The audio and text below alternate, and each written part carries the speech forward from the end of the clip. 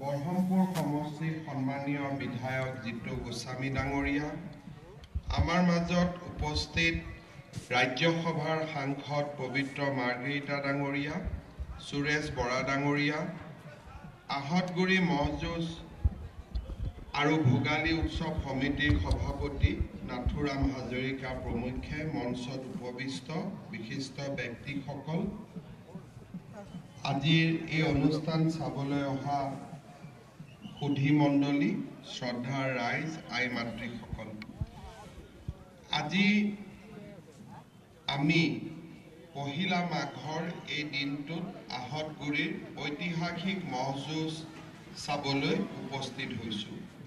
এই পবিত্ৰ দিনটোত মই আহতগুৰিবাসীৰ লগতে অসমবাসীক ভোগালী বিহুৰ আকৌ এবাৰ আন্তৰিক ওলগ জনাইছোঁ।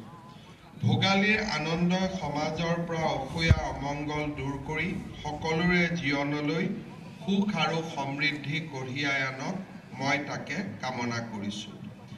বাপতি সাহোন মাঘ বিহুৰ লগত ৰজিতা খুৱাই অসমীয়া জাতিয়ে ৰাজ্যৰ বিভিন্ন অঞ্চলত বিভিন্ন ৰং ধেমালিৰ মাজেৰে কিছুমান ঐতিহাসিক পৰম্পৰা মানি চলি আহিছে। অঞ্চলভেদে পৰম্পৰাসমূহৰ ঐতিহ্যও বেলেগ বেলেগ।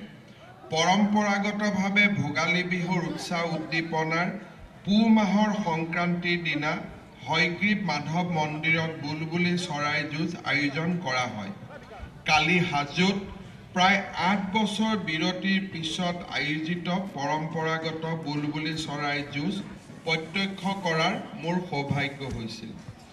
আনহাতে মাঘৰ প্ৰথম দিনটোত ঐতিহাসিক আহতগুৰিৰ ম'হ যুঁজ অনুষ্ঠিত হয়। অসমৰ ইতিহাস আৰু পৰম্পৰাৰ সৈতে অভিন্ন আহতগুৰিৰ ঐতিহাসিক ম'হ যুঁজত উপস্থিত থাকিবলৈ পাই মই সঁচাকৈয়ে আনন্দিত আৰু গৌৰৱ অনুভৱ কৰিছোঁ।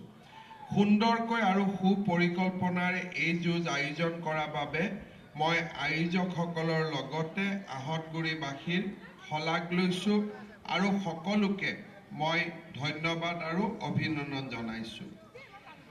স্বৰ্গদেউ ৰুদ্ৰসিংহৰ দিনত প্ৰথমবাৰৰ বাবে সূচনা হোৱা এই যুঁজৰ কথা উল্লেখ কৰি আহোমৰ দিন গ্ৰন্থত হিতেশ্বৰ বৰবৰুৱাই লিখি থৈ গৈছিল, হাতী যুঁজ, কুকুৰা যুঁজ, হেনমেলা আদি খেল এই দেশত এইজনা মহাৰাজাই প্ৰথম চলায়। এইবোৰ খেল চাবৰ আৰু আনকো দেখুৱাবৰ অভিপ্ৰায়েৰে মুকলি পথাৰৰ মাজত ৰংঘৰ সজাইছিল। এওঁৰ দিনত বাহিৰত তেনে কোনো ৰণ বিগ্ৰহ নাছিলে। বাঁহী আলোচনীত অসমৰ ম'হ যুঁজৰ পৰম্পৰাৰ কথা আলোকপাত কৰি এইদৰে লিখিছিল, পুহৰ কেইদিনমান পিছতে ৰজাৰ ঘোষকে ঢোল বজাই কোনদিনা ম'হ যুঁজ অনুষ্ঠিত হ'ব তাক ঘোষণা কৰে আৰু ৰাইজক সেই যুঁজ উপভোগ কৰিবলৈ নিমন্ত্ৰণ কৰে। মাঘ বিহুৰ খেলৰ বাবে নিৰ্ধাৰিত ৰাইজে পুৱাতে আহি ৰংঘৰৰ ওচৰত বাকৰণিত গোট খায়। এনেদৰে আমাৰ অসমৰ মাঘ বিহুৰ সৈতে ম'হ যুঁজ, বুলবুলি যুঁজ আদি পৰম্পৰাৰ অংগ কৰি লোৱা হয়। যোৱা কিছু বছৰ ধৰি বিভিন্ন কাৰণত এই প্ৰতিযোগিতা বন্ধ হৈ আছিল। আজিৰ পৰা ২০০ বছৰ আগতে আহতগুৰিত ম'হ যুঁজ প্ৰতিযোগিতা আৰম্ভ হৈছিল। ১৯৭২ চনৰে পৰা স্বৰ্গীয় গেৰেলাডা সোঁৱৰণী ম'হ যুঁজ চিল প্ৰতিযোগিতা আনুষ্ঠানিকভাৱে পালন কৰি অহা হৈছে। দেশৰ উচ্চতম ন্যায়ালয়ে ২০১৪ চনত দিয়া এটা ৰায়দানৰ বাবে আজি কেইটামান বছৰ আহতগুৰিৰ এই পৰম্পৰাগত ম'হ যুঁজৰ এক বিৰতি হৈছিল। আজি আমি পুনৰ এবাৰ এই ঐতিহ্যক পুনৰুদ্ধাৰ কৰি অত্যন্ত সুন্দৰ আৰু এটা সুন্দৰ মন আৰু আনন্দৰে আমি এই ম'হ যুঁজ প্ৰতিযোগিতা অনুষ্ঠিত কৰিম।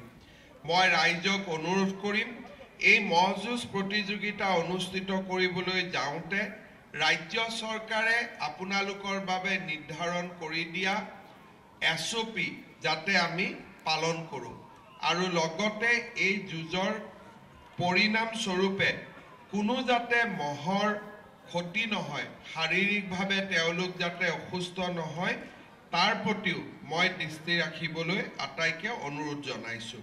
পুনৰ এবাৰ অসমৰ পৰম্পৰাগত সম্পদসমূহক আমি পুনৰ এবাৰ ৰাইজৰ মাজলৈ লৈ যাবৰ বাবে কৰা প্ৰচেষ্টাক মই ধন্যবাদ জনাইছোঁ আৰু এনেধৰণে আমি অসমীয়া জাতিটোৰ বিজয় ধ্বজা বিশ্বৰ বুকুত